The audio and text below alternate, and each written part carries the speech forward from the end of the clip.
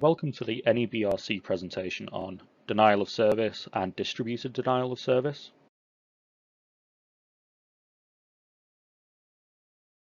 So how do we detect it? Be all and end all is, without some kind of system in place, a DDoS attack is a very hard attack to even monitor, detect, or trace where it's coming from. So the image on the right is a visualization of a DDoS attack currently going underway. So on routers and some high-end gear, you can put visualization software on it to be able to show where and from all of the attacks are coming from. So this is slightly more user-friendly than having a list of text in a text file, because it shows the real-world time and effect of DDoS attacks. These systems can be free, but they can also be paid. But we as humans can detect DDoS attacks pretty well.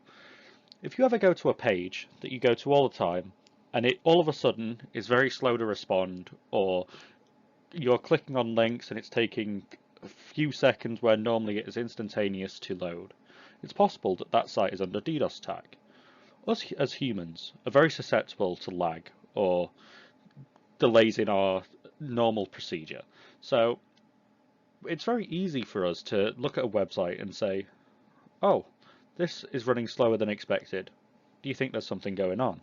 Normally, we think it's our own connection. Oh, has someone plugged in something to the router? Is someone else in the house streaming Netflix or another video streaming service? And we all just take this as granted that it's our fault. But in some cases, it can actually be the provider's fault, or whoever is hosting the website, or whatever service we are accessing, whether it be file transfer or any of the other services that a company is running. But even more than that, we can access smaller parts of that and move our thinking down. Are just parts of the website slower than others? I'm going to be continue using a website here because most of our companies will be using websites somewhere in their online ecosystem. So are just parts of it slow? So can you navigate all of your website bits fine? The second you try and log in, is that bit slow?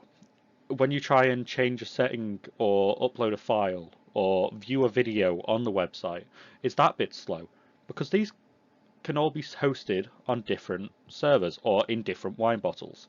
So we are detecting it just by feeling, as us as humans clicking on links and deciding whether they are or aren't under attack.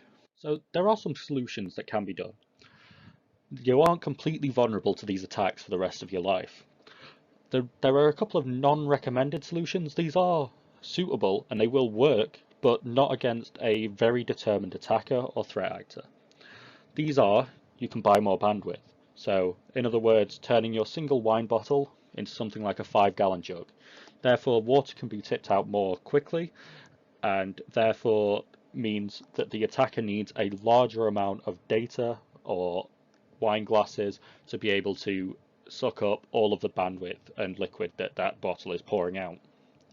Or you can buy some more hosts. So you aren't changing the size of the bore of the bottle, you're just getting more bottles to pour out. So this method can be done quite effectively, and there'll be another video at some point on what is called a reverse proxy, which is this solution, which splits the traffic down into multiple servers and multiple locations all over the world to help mitigate this. There are a number of recommended solutions of how to protect yourself or mitigate the circumstances of DDoS attacks. Probably one of the big ones is what's called migrating to a cloud provider. So a cloud provider is an intermediary service that filters all of the traffic coming in and out of your network. So normally these sit in front of your website or in front of your file storage or any of your other services and have a huge list of known compromised hosts or compromised corks, and these will filter the traffic coming in and out of your network. So if they say, oh, this host has been used as a cork before, oh, we don't want that on our network, let's just throw it out. And it filters all of your traffic coming in and out of your network. These also create what are called choke points. You may have heard the term in military films or in military language, a choke point is a single point of entry for all of your data entering and exiting your network. So we think of this as the actual very top bit of the bottle. So all it's doing is putting then a filter in front of it to stop all of the traffic coming in and out. You can then additionally have what's called an IDS.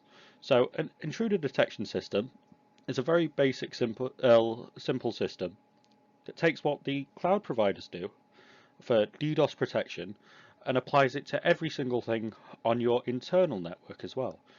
I know that I'm getting quite complicated here, but if you've ever heard the word firewall, it's basically a fancy firewall.